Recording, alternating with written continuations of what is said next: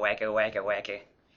Like atoms are the smallest units of matter, cells are the fundamental units of all living things. Without them, there would be no life. All animals are made up of trillions of cells that work together. In each of these cells, small organelles exist that carry out the activities of the cell, allowing it to thrive.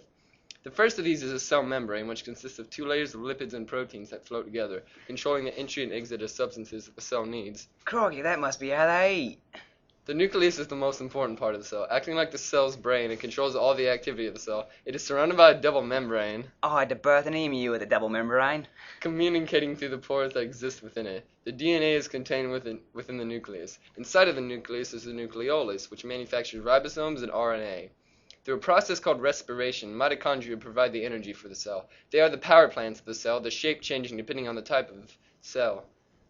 Two membranes surround the mitochondria, and the outer layer is smooth while the inner is folded together in cristae. In these folds, sugar and oxygen are fused to form ATP, which the cell uses for energy.